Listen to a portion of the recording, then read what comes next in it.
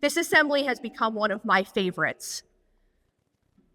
I am really always filled with a lot of gratitude today for a lot of different reasons.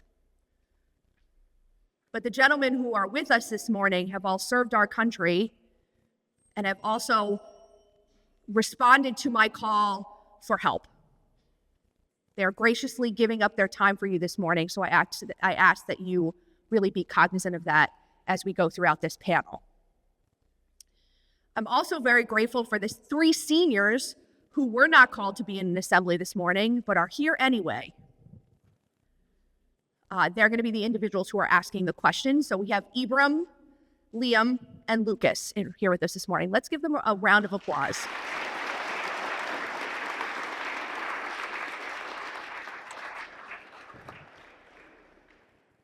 So the way this is going to go, one of our seniors is going to ask a question, then we're going to have all the veterans answer it. And then at the end, I'm sure on your way out, if you would like to say hello to the veterans or have a question, you're welcome to kind of stop by before classes start. All right, Ibram, you're going to kick it off for me. I think I'm going to go ahead and say, on behalf of the whole student body, it's a pleasure having you with us today. I'm going to ask the first question. Can you gentlemen tell us a little about your background and your role and specific duties during your deployment? Okay, thank you. Once again, thanks for inviting us. It really is a distinct honor to be here and talk to you this morning. And so, my name is Justin Sapp.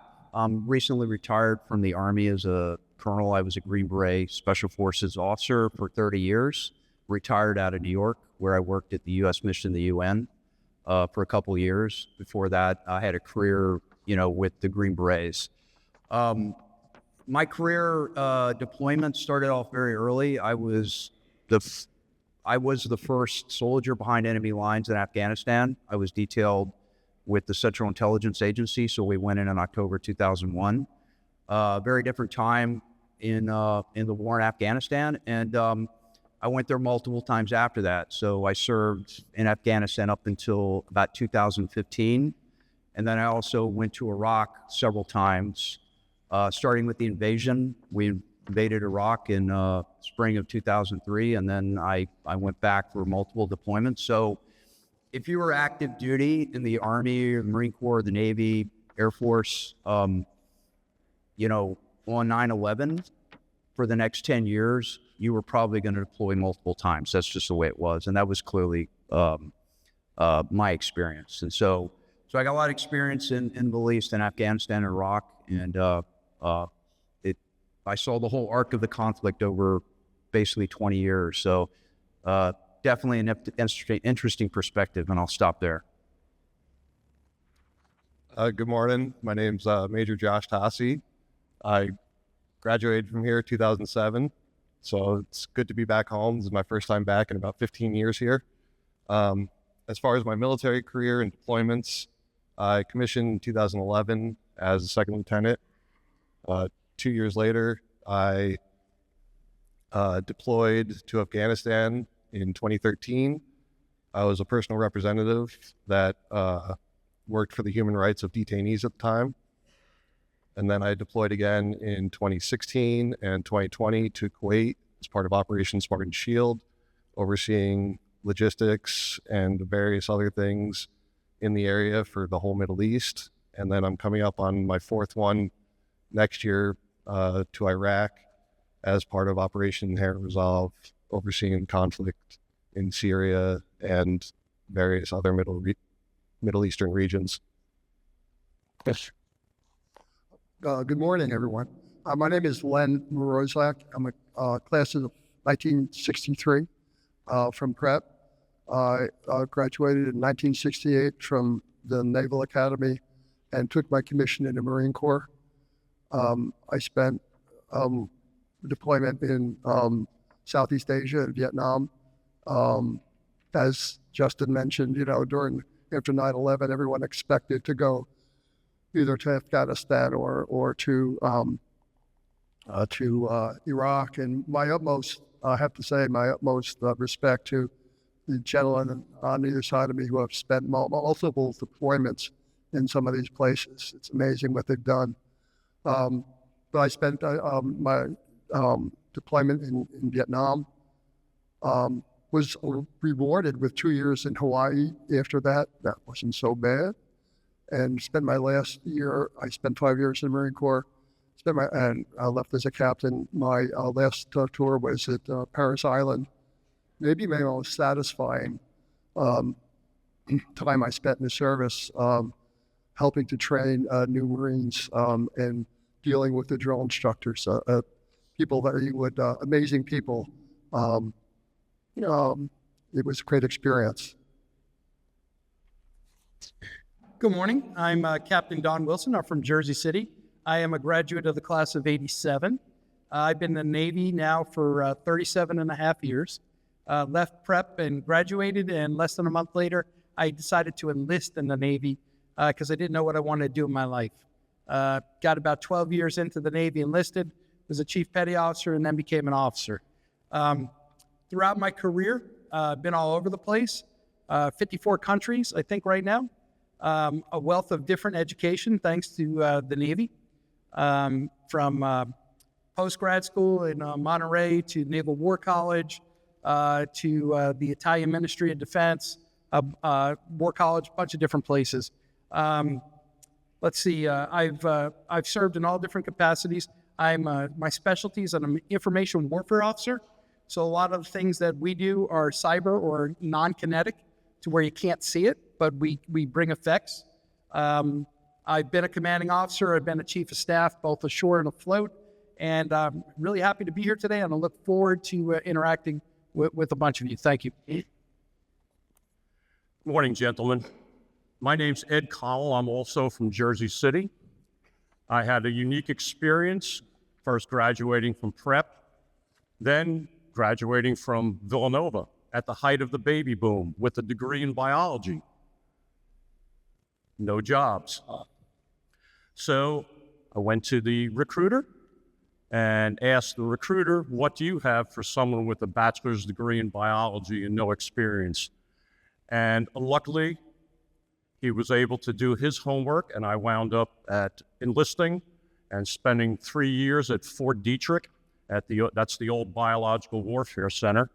It's now called USAMRIID, the United States Army Medical Research Institute of Infectious Diseases, where I participated in arbovirus vaccine research for 3 years. Thank you. I'd like to ask you all, what motivated you to become a member of the armed forces? For me, I was self-recruited. That's what we call it. I was 5 years old. I was just into it. You know, I saw the movie Pat and all that kind of stuff. I remember I saw it on a projector. And I said, whoever that guy is, I want to be like that guy. And from then on through, you know, primary school and into university, I went to the Virginia Military Institute. So kind of obvious that I was headed into the military. It was just a natural thing for me. I was not interested in anything else. And so I stayed in as long as I could, basically, you know, and now I'm out in the private sector. And it's an interesting adjustment, because when that's all you want to do, one day the music stops and you have to go find another job, and it's interesting. But anyway, I always wanted to be in the military. There was no convincing me. The recruiters didn't have to work on me. I showed up on their doorstep and went and did it for as long as I could, because I love it. So much like you, I was self-recruited pretty much. I come from a long line of service to our country. I'm fourth generation of my family to serve in the United States Army. I have the distinct honor right now. I'm in the 42nd Infantry Division up in New York State, where my great-grandfather also served. So continue that family legacy of service. And I also, during my time at prep, when I graduated in 2007, the surge in Iraq was just starting to ramp up heavily, and they were giving out scholarships for ROTC heavily. So it kind of seemed like the right fit of coming from my family to continue service, and they were giving out scholarships, and I got to go to college for free, and basically got paid to go to college for 4 years on top of being able to go into the Army at the end of it. So it was a win-win for me, really. I can't say that as growing up that the military really was in my horizons. They asked me when I was a freshman in high school how I was going to be Naval Academy, Marine Corps, do all that. I would have said no, that's not for me. But I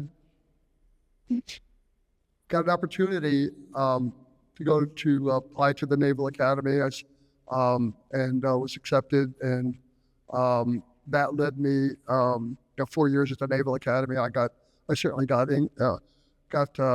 brainwashed, if you will, into the military way of thinking. And when I was a freshman at the Naval Academy, I played Gulf of Tonkin incident, which really precipitated our heavy involvement in Vietnam. It took place fall of my freshman year, my plebe year, and I watched as upperclassmen would go serve and some in the Marine Corps, and then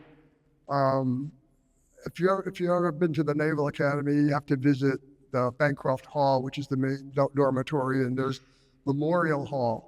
And at Memorial Hall, it was a constant reminder of former midshipmen who lost their lives in Vietnam, and the list kept getting bigger and bigger. By the time I graduated, a friend of mine's brother passed away. He was a Marine lieutenant. He impressed me when I met him, and he got me to thinking about becoming a Marine. And that was my service selection. And then I spent 5 years in the Marine Corps. But, I sort of, the opportunity to get a free education, that was my family couldn't afford to pay. I needed a scholarship. And I was lucky enough to get one at the Naval Academy. Okay, let's see if I can do this in 60 seconds. So growing up, I was pro-military, but really had no passion for being in the military. And I went to prep on a work-study scholarship. I'm the oldest of four, and my father abandoned us when we were young, so my mother struggled. But, here I was at prep. I was at prep, but I was also working at night, part-time, to just have money so I could drive my car, put gas in it, and, buy the kind of stuff I wanted to do. So I got accepted to several local colleges, universities. I was favoring either St. Peter's or Seton Hall. And then one day, senior year, Ken Dandorf was my calculus teacher. And we're sitting there, we're in class. He tells us all to put our books away. And he says, gentlemen, I want you to think about your futures. You're going to be going to college soon. You're going to be leaving here, going to college soon. No matter who's paying for college, you, the government, through, scholarship, loans, whatever, or your parents, if they're paying for it, they're making an investment in you. Your job is to go to school, get straight A's, 4 O's, be on the best behavior, and make an investment in you. If you can't do that, maybe you need to reevaluate. I took that to heart. And I said, you know what? I know I can go to college. I know I can pass, but I'm not going to get straight A's. I know I'm going to be very busy, struggling to just make ends meet. So maybe I don't want to do this. So I thought about, hey, the Marine Corps had at the time a 2-year college scholarship program, 2 years of service, and they pay for your college. I went there.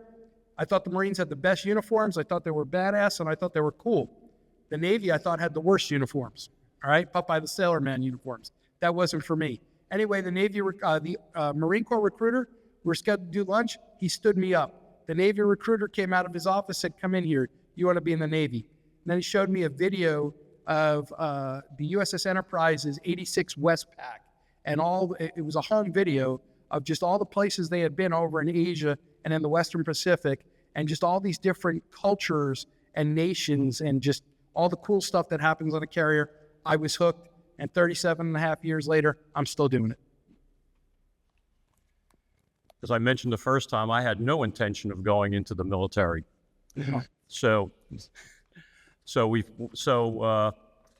what interested me the most was the experience that I'd be getting in my field, in my chosen field, and also the education benefits already mentioned.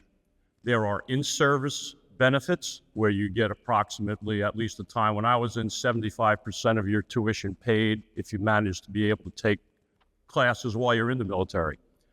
The GI Bill that I entered the military with was excellent. I parlayed my experience into a master's degree, which was paid for with a GI Bill at Seton Hall.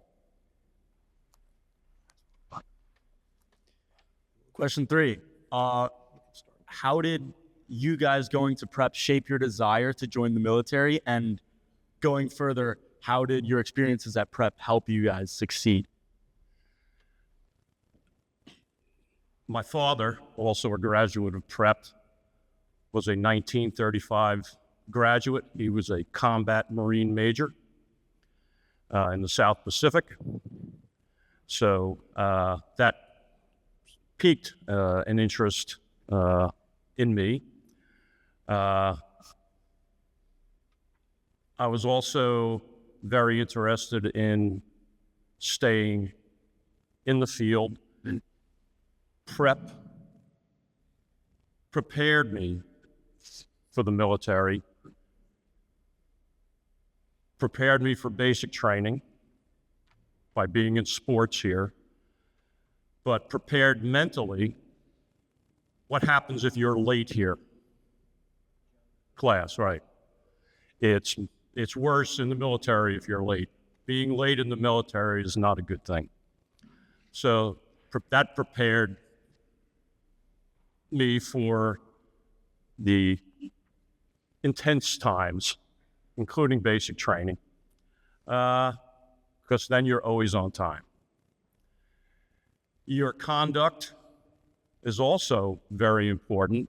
If your conduct is bad in the military, you get jug and jug on top of jug. So prep prepared me in those ways. So again, while I was at prep, I wasn't thinking about going in the military, but how did it prepare me? So it laid that foundation, right? That foundation to be a man, right? To have the values that were instilled in me from my family and then my 4-year experience here. Ethics, right? You just not wouldn't carry inside of you, but just work ethics. Being on time, getting here early to do my work study scholarship, work early, always being on time, communicating, spending time in the library, looking at then National Geographic magazine of all these cool places in the world and just learning about them. And then, as I got in the military and I had opportunities to go to these places, I just remembered, my time in the library doing research on these countries. Okay, these are the things I want to go do. I don't want to go to a foreign country and spend time sitting in a bar or sitting on the beach. I want to spend time going and seeing the sights, seeing what the world has to offer. As a plebe at the Naval Academy, whenever you were asked a question, you didn't know the answer, or whenever you didn't have you might be asked a question, and the most famous response is, "No excuse, sir. No excuse. I have no excuse, sir." Well, I learned that early here at Prep, and that really stood me well during my time in the service. I used to take the bus, the one Newark bus, first stop in 16th Avenue in Newark. I left you off in front of the school, but every once in a while, the bridge opened up. And I think it was early my freshman year, and the bridge opens up over the Passaic River, and I'm like walking to Mr. McCaffrey's office, the Assistant Dean of Discipline. And I was thinking, well, the bridge opened up, so, no problem. Mr. McCaffrey, the bridge opened up. Jug, but the bridge opened up. Take an earlier bus, see ya, next. Those are the kind of lessons you learn here, and Ted mentioned those. The discipline, the being a man for others, being a person for others. I mean, that's big. That Jesuit background was big.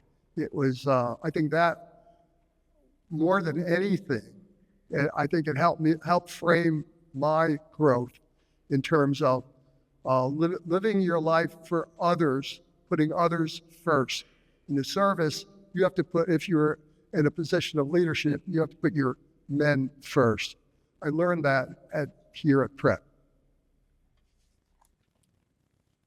Yeah, so that phrase comes to mind for me as well, the be a man for others. It really instilled in me during my time at Prep that thought and theory, and to be able to serve and always have that in the back of my head as my foundation, especially when making decisions as a leader. It's not always an easy decision that you have to make a lot of the time. I've been through my various roles of platoon leader, company commander, all the way up at the various levels of the Army. Always thinking about my soldiers first and trying to make the best decisions for them, keep them safe. And that really was instilled in me through here. And then quickly, for talking about Jug, I did roughly 200 plus hours of Jug here under Ken Dandorf. At the time, he was the dean. And you do a lot of waiting around in the Army. You hurry up and wait is a phrase we like to say. And nothing prepared me better for that than going to Jug and having to sit and stare at a wall for an hour every morning for most of my junior and senior years. But that's beside the point. I'll just start off by saying my oldest son graduated this past summer, Michael Sapp, and then Matthew, my son, is here as a junior right now. And so I didn't go through Jesuit education. I went to a little bit of Catholic school as a kid, but I can tell you, we live in Wayne, New Jersey. It's about an hour and a half commute. Just the discipline you guys have imbued in you, planning your day, making sure you get here on time, all those little things you're getting now in a very having that reinforced. And those are very important skills in life. So just backwards planning on how you got to leave at X time to catch the train to come all the way to Jersey City. Those kind of things are important, I think, to developing you into an adult, a responsible adult. For me, I had a similar experience at Virginia Military Institute. We had a demerit system. It was all male, and it was very physical. There was a lot of demanding physical things you had to do, and you had to fit in, and it was very structured. And I think that was great, and that taught me perseverance, and it taught me resiliency. The flip side is, though, once you're out of that structure in the civilian world, or even in the military, where you're not, you could be in the military where you're not being told where to be and what to do every day. And so you just you really want to imbue those values personally. So I think it's a bit of a double-edged sword. For me, I was a very structured environment up until I was in my mid-20s, and then I went to Special Forces. Special Forces, Special Operations, very different. It's big boy rules.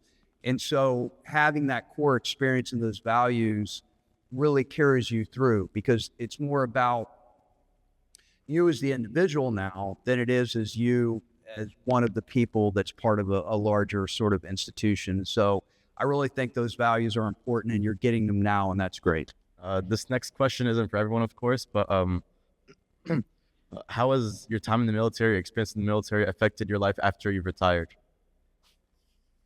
Well, for me, that's a really relevant question. So I just retired in March after 30 years. So for me, I settled my family in northern New Jersey because I was traveling around the world deploying.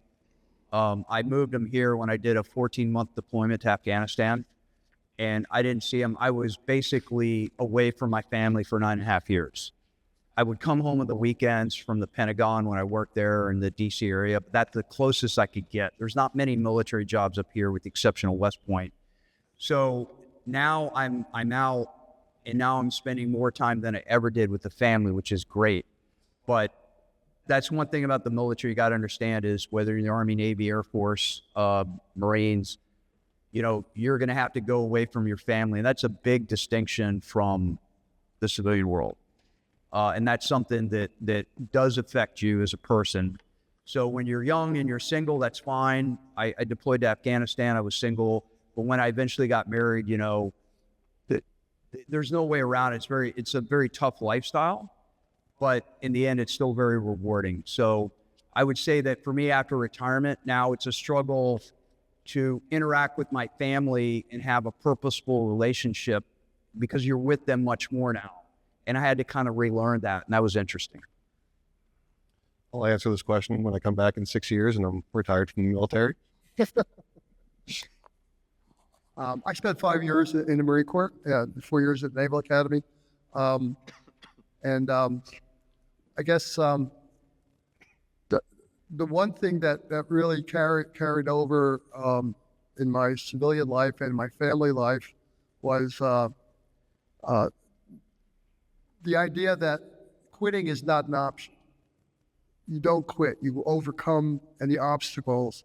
And I tried to instill that in my kids and my family. They probably hated me for it, in a sense. I wasn't a real strict disciplinarian with them, but maybe more than they would have liked to have been disciplined. And hopefully they got the message that, never quit. Don't quit. Face an obstacle, work through it, work around it. Because the one thing I did learn in the service, that you can really do more, you can do much more than you ever thought you could once, something bad happens to you and you react to it the way you should. You never probably wouldn't, you lose a loved one, whatever the situation is, but the ability to overcome things and hopefully I've instilled that in my family, my kids' lives.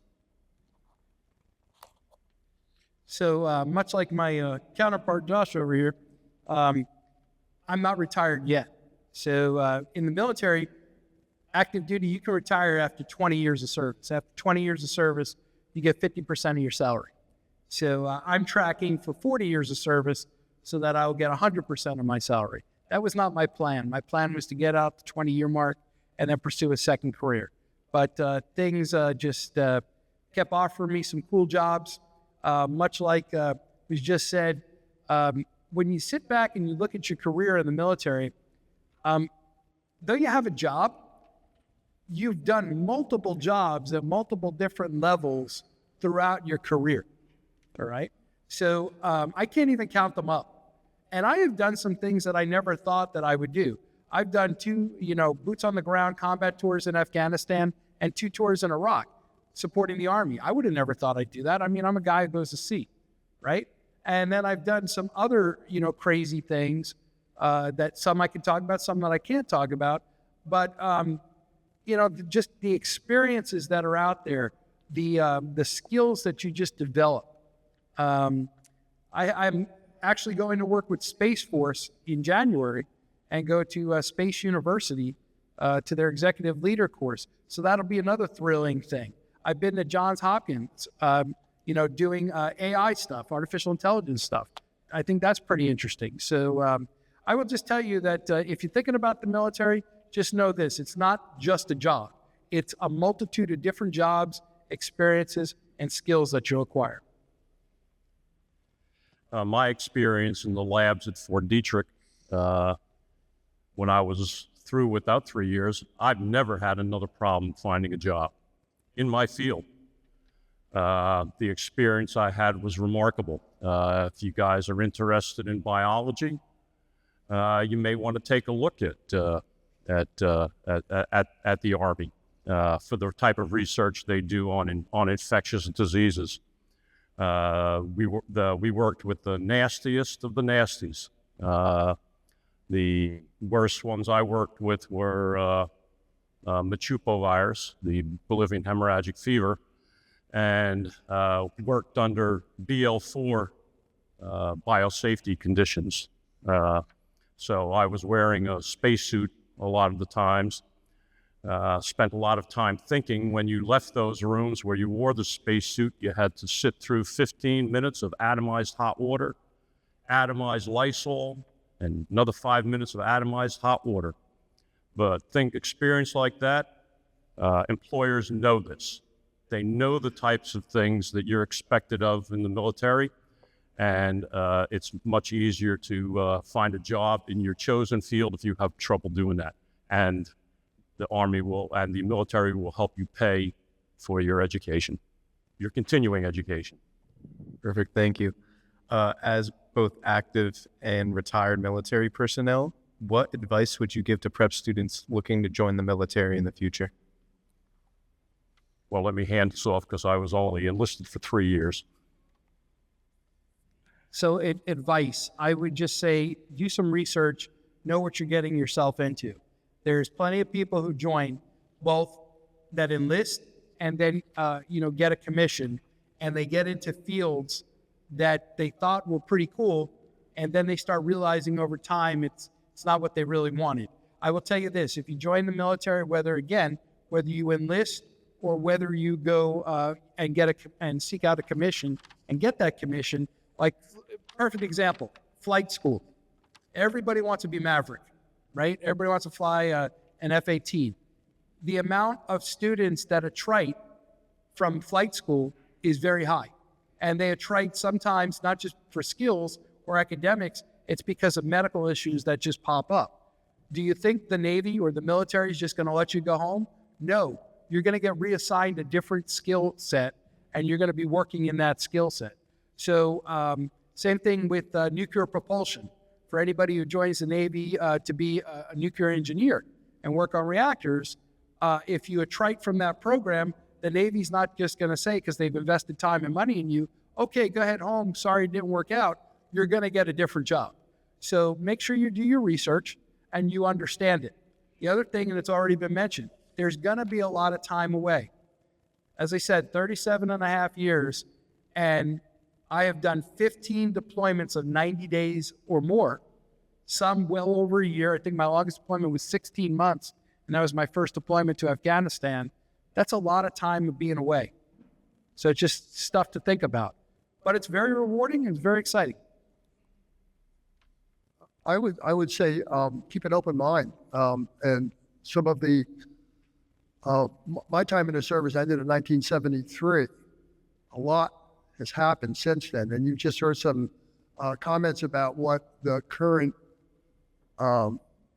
service offers people. The opportunities are boundless. So keep an open mind and take advantage of them. And if I could give one piece of advice, I would. Are you guys familiar with Admiral William McRaven? I think Josh might know Admiral McRaven. He is retired Navy 4-star admiral and a very well-known motivational speaker. He gave a speech at University of Texas, graduation speech, University of Texas, and really he jokes about it because what people remember about his speech was his opening line. He said, if you want to, his point was, remember the little things, do the little things. Make your bed first. And everybody's like, make your bed. Well, yeah, do the little things first. If you can't do the little things, you can't progress.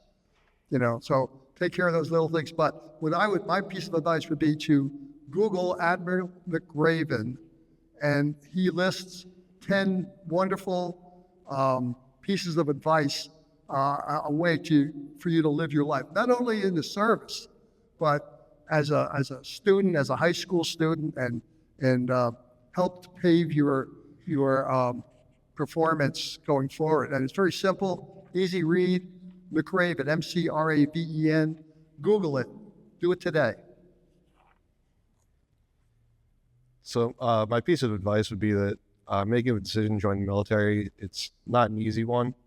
There are lots of challenges that everybody's kind of highlighted, but I will say that this is probably the most challenging thing I've ever done in my life, is be a member of the U.S. Army, but it's also the most rewarding as far as, mission accomplishment, the brotherhood, the camaraderie, and also what the Army has given me. Like I'm a part-time guy. I'm in the National Guard, so I have a civilian career on top of my military career that I balance. And I could honestly say that the military has given me everything I have right now. My civilian career right now, when I was deployed in 2020, the colonel that I worked for, we came home, and within a couple of months of being home, he offered me a job because he said my interview was our deployment to Kuwait. So right now my civilian career is directly tied to my military career.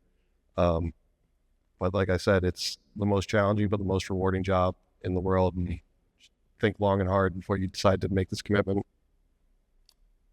A lot of good comments. I'll just sort of expand on that a little bit and say that, you know, you're still developing as young men, and you maybe have a pretty good sense of yourself, but, you know, don't be afraid of the military. At the end of the day, there are so many things you can do in the military. I mean, just look at the panel here. You have on one extreme, you have all this new cutting edge artificial intelligence stuff, cyber stuff, that's all burgeoning. It's a big deal. Drones, small drones, big drones, all that stuff, that is the cutting edge of both the military and warfare right now. So you can do something like that if you're interested in that. If you're more of a kind of like physical person and you like that kind of hands-on leadership and you're big into sports and you're big into physicality, I was very much attracted to that.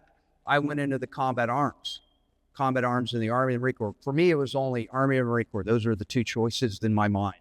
And the Army won out, but it was close. So I was attracted to that. The bottom line is there's so many opportunities. You can do your research. It's all available online. You can read blogs and you can reach out to people. There's so much information out there. But the good news is this. Even if you get into the military, most people join the military, they don't know it's going to be a career. I didn't know it was going to be a career for me. I just thought, I'm going to try this out. Sounds really cool.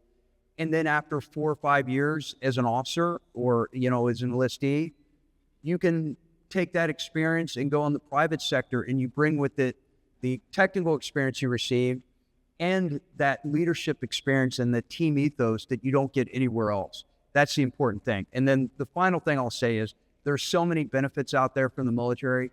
I have 3 master's degrees. 2 of them, one from the University of Michigan, was paid for by the Army. And then I went to the Naval War College and I got a master's degree there. There's so many educational opportunities as a service person, to include the GI Bill.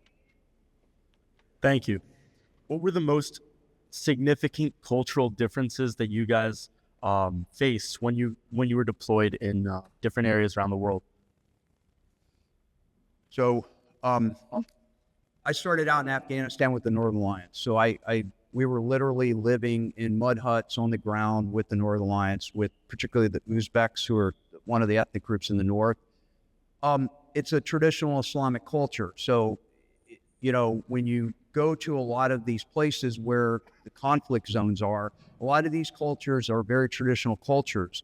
So you really have to understand your operational environment. I came from a unit that was very much into that, and that was very important. We had guys who understood the culture, some of whom spoke the language. I was later trained in Persian Dari, which is Afghan Dari. So the military will train you if you're interested in that kind of stuff, cultural stuff. There's all sorts of career paths in the military that you can pursue to learn that. They'll send you to language school and pay for it. They'll send you to graduate school and pay for it. For me, it was incredibly important. And frankly, I think that's something that we lost along the way as more and more Americans went into Afghanistan. And in Iraq too, there's a balance, right, between the military component and then working with your allies who are from a different culture. And you have to understand them, whether they're from an Islamic culture or they're from Sub-Saharan Africa. I worked in Sub-Saharan Africa a lot. And Americans have to take a little bit of humility. They have to imbue a little bit of humility, because we come across as arrogant. And that's one of our weaknesses. And that's something that I had to work on very hard to make sure that I could work well with these foreigners who are our allies. And it's going to be incredibly important in the future. Yeah, to expand on that, like I've only deployed to the Middle East, so I've done Afghanistan, Kuwait, Iraq, and going to those Islamic cultures, you have to really kind of step back and get away from your American ways. I know when I was 22 years old, I was in Afghanistan as a second lieutenant, and we were working closely with our Afghan partners and having to go and meet with these Afghan colonels and generals and having to go by their culture and kind of having to sit down. You don't get, in the American culture, you know, you get down, you go right to business, you start talking about things that you want to talk about. It's much more laid back with them. I remember one time going to meet with this Afghan general and having to sit down, and we only had like 45 minutes, and I knew that we weren't going to be able to talk to business for until about the last 5, because we had to go there, we had to have the tea, we had to talk about everything else going on except what we came there to talk to them about. So you kind of have to step back and understand what you're going into, and take those culture briefs very seriously when you're going to these countries, because, you know, it could mean the difference in outcomes, especially when we were doing counterinsurgency at the time. When I was in Vietnam, I was with the 3rd Marine Division. We were north of Hue. Most of my operations were in just south of the DMZ, and there were any Vietnamese we saw there were bad guys. So didn't really interact with the population so much. But there was one incident that sticks out in my mind. We were in we bivouacked for a few days in this one spot near a river, and there was some Vietnamese. Normally, whenever we bivouac, you'd have some Vietnamese come by and they try to sell you cokes and they try to sell you stuff. You might interact with them in that way, one way or another. But the young girl, unfortunately, she drowned in the river, and one of the Marines pulled her out. Too late to save her, and her family came to get the body of this young girl, and they were wailing, and I mean, it was really heartbreaking watching the family kind of walk into the CO's tent. You know, they were. What I found out later was that they were negotiating they thought that we should be able to pay them money because, you know, they lost their daughter and that we were somehow responsible for that. They walked into the tent wailing and howling, and of course I'm sure they were mourning their daughter, but, you know, they wanted to get something out of it. And I guess when I saw that, I kind of said, well, that's a little different. You know, when they walked away, they were stone silent. You know, all of the sadness, it seemed, were gone from their visage, and it was more anger at us for not paying them money. And that kind of that was really most of my interaction with the actual culture of Vietnam, and just ate sea rats and eaten Vietnamese food, so I don't even know what their food tastes like. So this is a good question. I like this. So one of the jobs I had is for a year I was embedded with the Iraqi Navy as a Navy advisor, and just being, understanding everything that gentlemen have mentioned about their customs, about the way that they approach business, things like that. It's not your way, it's their way. You're in their country. You adapt, right? You adapt. One thing, growing up in Jersey City, the section of Jersey City, Greenville, I grew up in, very diverse, all right? Going to public school in Jersey City, PS 38, very diverse. Coming here to prep, very diverse. So I think that was all embedded in me at a young age, that, you know, hey, there's all these different cultures, there's all these different races, all these different customs that, you know, my friends had. So I was very open to that. There's nothing better than going to a new country and going exploring, and prior to going there, doing your homework, learning phrases, learning where to go, staying away from the big tourist spots and going to the mom and pop kind of places, and just interacting with the locals, with the population, and that'll take you a long way. And then the relationships and the friendships that you'll build are just amazing. I had no foreign deployments, so I can't talk about foreign cultures, but I can talk about the cultures that you find just from the United States in the military. You wouldn't expect it, but a place like Fort Detrick, there was a concentration of Seventh-day Adventists, a whole population. And the town of Frederick, Maryland, had a very large population of Seventh-day Adventists because they served in the Army at Fort Detrick and wound up staying there. You wouldn't think Seventh-day Adventists would be in the military, but they are. They do not serve in combat units, but they will serve as medics. They will pick up a weapon and use it. They will train with a weapon in basic training, but they will not be assigned to a combat unit. They will fight if ordered. So you get to meet cultures even inside the United States. The one thing I wanted to mention, all you guys from northern New Jersey and Jersey City, even though you're ethnically diverse, you all think alike. Actually, you'll be amazed. The guys in the Northeast will not make a commitment in a relationship. They will never use the word love. They'll delay that as long as they possibly can. Go in the Army and meet Southern boys. They will tell their partner, or they will, the second they meet someone, within 5 minutes, they will tell a woman that they are in love with them. So it's, come on, guys, you're supposed to laugh at that one. But so you meet all sorts of different cultures just being in the Army. Thank you so much for our amazing responses. The next question, you only have to answer if you're comfortable answering, but what were some moral or ethical dilemmas that you faced during your time?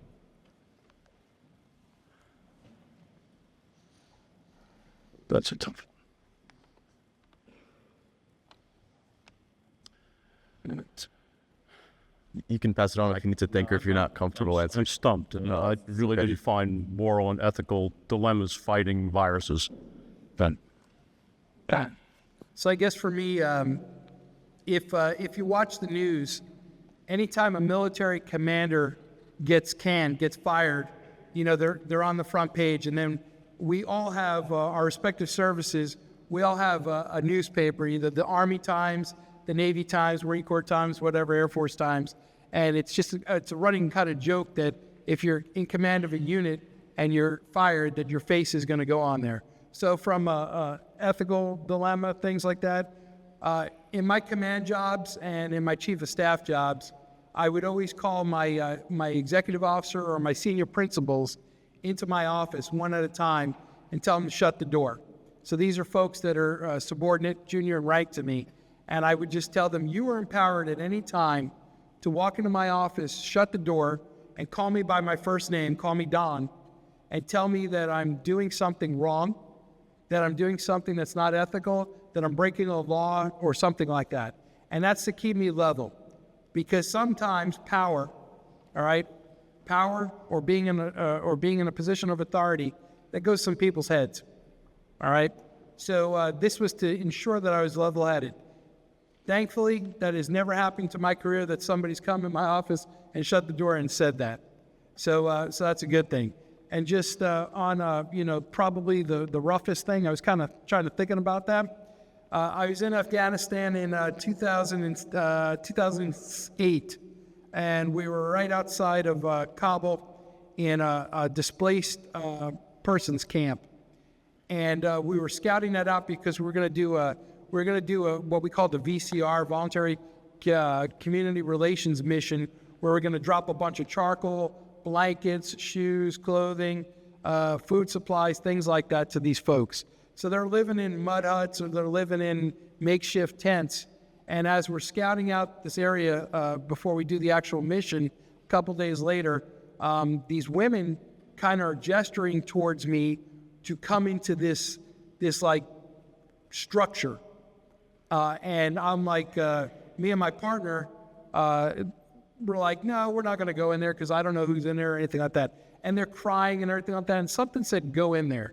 So against, my partner's advice, I went in there, and there was a teenage girl that was in pain. And I thought she was, and with the amount of blankets over her abdomen, I thought she was about to have a baby. And I had been trained as a volunteer firefighter, an advanced life support medic, and a combat medic. So I'm thinking, wow, one of the things I always wanted to do in the fire department was deliver a baby. Thinking, here's what's going to happen. It's going to happen in Afghanistan. As we removed the blankets and everything like that, the girl had been stabbed, and she had been stabbed by her husband. All right? This was a 14-year-old girl who got stabbed by her 50-something-year-old husband over there. All right? And She was going into septic shock because of the wound. And I had a first aid kit on me, very minimal that I could do.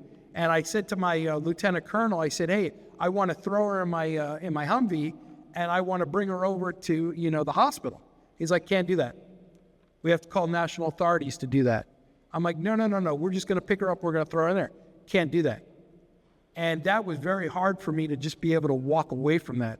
And then as the men saw that I was in there, things just started to get riled up. We had to get out of there really quick just to avoid any kind of, big international issue. But that has always just stuck with me for a long period of time. You want to help people, and sometimes you can't. Offhand, I can't think of any, no incident sticks out in my mind that I think challenged me morally or ethically. I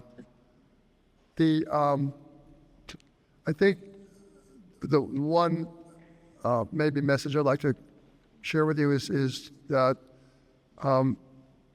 treating people with respect, having humility about how you perform your duties, whatever it is, do your job, always treating people with respect and being honest with people, and to try to avoid any possible, confrontations about moral and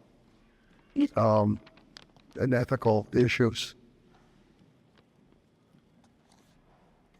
So the time that sticks out to me was in 2013 when I was in Afghanistan. I was working directly with all of our detainees at the time that we had. So, military-aged men that were picked up off the battlefield after incidents that occurred, whatever.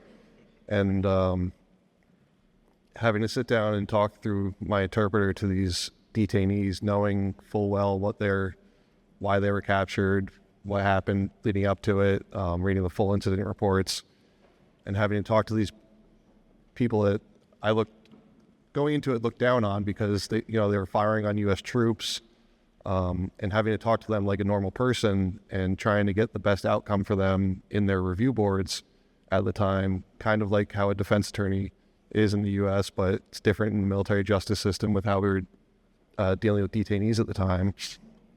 But I had to work to get the best possible outcome for them, to either release them back to the home country, get them back to their home country, because we dealt with a lot of other country nationals that were from foreign countries coming into Afghanistan to join the Taliban to fight against the U.S. or get funding for various reasons, and having to kind of figure out what their reasons were for what they were doing, and having to talk to them just like normal people, full well knowing that a couple days ago they might have been shooting at U.S. troops, and having to work through that as a 23-year-old second lieutenant, trying to figure it out with no real guidance, was a little tough at the time, and it took a lot of time to kind of come to terms with that for what I was doing. And looking back, I did the best job I possibly could, and that's all I could really talk about with it. Yeah, for me, the detainee prisoner anecdote is probably the best. So as Americans, and particularly as folks going to a Jesuit school, you're being imbued with values, Judeo-Christian values, which pretty much animate most of the United States and in the Western world. Those are important because in the military, you are given so much power under certain circumstances you will never get in your life. When I was on the ground in Afghanistan, very early in October 2001, we had 2 carriers in the Arabian Sea generating sorties, F-18s flying to support us. We had air coming from Turkey flying to support us. All they wanted to do, think about it, this is 1 month after 9/11. There was a tsunami of anger propelling us, and all they wanted to do is drop bombs. By the way, you bring the plane back to the carrier with bombs on the pylons? Wrong answer, right? So we have this whole system that wants to get revenge, and they're angry and they're motivated, and you're at the tip of the spear, and you have to adjudicate things. So I'll give you an example. First, Taliban prisoners that I'm aware anybody saw, we got. They were in a cave. And I remember opening the door, and the look these guys gave me was just abject fear. I'd never seen fear like that before, because I'm armed, I have grenades on me, and I think they thought that they were done. And the guy we work with, the Northern Alliance guy, he was a Muslim guy named Manullah. He was killed by Al-Qaeda about a month later. He turned to me and he said, you know, I'm a Muslim and I treat these people with respect because that's the way I was raised. And when we interviewed these guys, I'd never forget that. Amanullah said that. He goes, I could abuse these guys, I could be vengeful, but I'm not, because my religion teaches me to be that way. And that's when I realized that we really had common values there. And that, I'll never forget that. And partly because he was such a generous and kind person, he was killed in another battle later on. And I tell you, after that battle, we had an Al-Qaeda guy who was pretty significantly wounded, AK wound through the shoulder. It was gangrenous, it smelled, and we were treating it. Our medic was treating that man. He was our enemy. He was our arch enemy. He was there to kill us. And the Northern Alliance came in and they said, the Afghan Northern Alliance, our allies, they said, if you want someone to work on and treat, I'll give you someone, but not this guy, not this dog. And we said, we treat our prisoners as well as we treat everybody. These are our values. And the guy walked off. But at the end of the day, that's what you're taught. You behave according to the law of armed conflict and according to the values that you represented as American.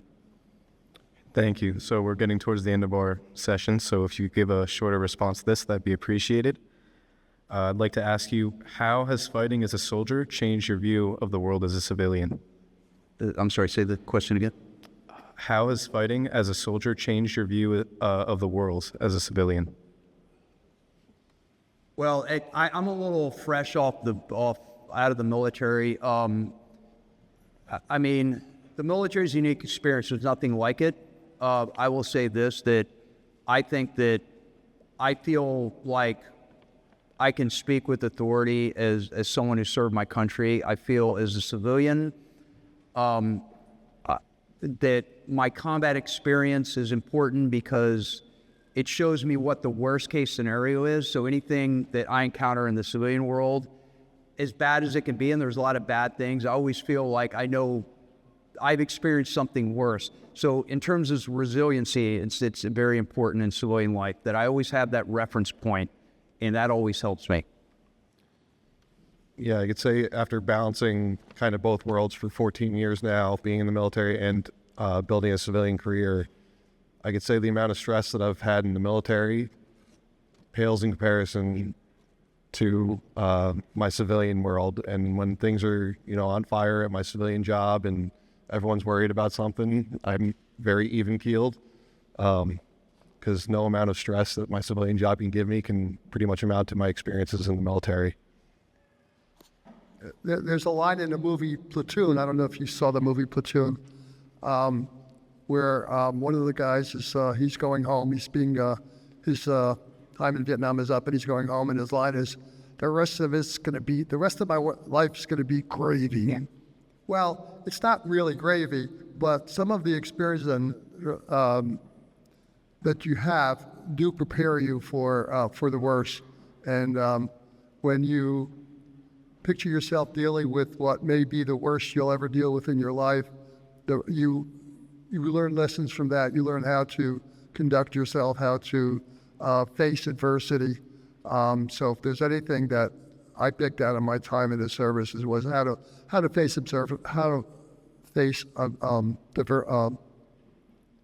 bad times, and how to overcome them, and not to let it get me down. And it taught me to be able to take calculated risks. Don't be afraid to take calculated risks and push the envelope a little bit. I kind of learned that a little bit too. Something we were talking about yesterday at work was risk mitigation, right? Calculated risk. I haven't had the opportunity to be a full-fledged civilian. I'm looking forward to that in a couple more years when I eventually, punch out of the Navy and retire for good. But I think that, the military, broadens your horizons, right? It presents you opportunities that maybe you would never have in the civilian sector. The stress, I'm with you 100%, brother. All right, the stress, I can't imagine, a civilian job that brings the level of stress that we've experienced. It builds confidence. I will just give you this advice. Whatever you do in life, you're going to have opportunities. Take those opportunities because you never know if that opportunity will present itself again in the future, and learn everything that you possibly can. I got an appreciation for the endemic diseases that people around the world face. Got to work with viruses from all over the world. Some of the nasties, which you've probably already heard of, Lassa fever, Ebola. Thankfully, Marburg agent didn't spread anywhere. Rift Valley fever. Some of the more exotic ones, Anyanyang and U'ukanimi, and other unpronounceable viruses about the world. Get an appreciation for what people face all the time when we don't face that type of thing in this country with all these exotic diseases. That was the last question. Thank you so much. Could please get a round of applause for our guest? Go ahead.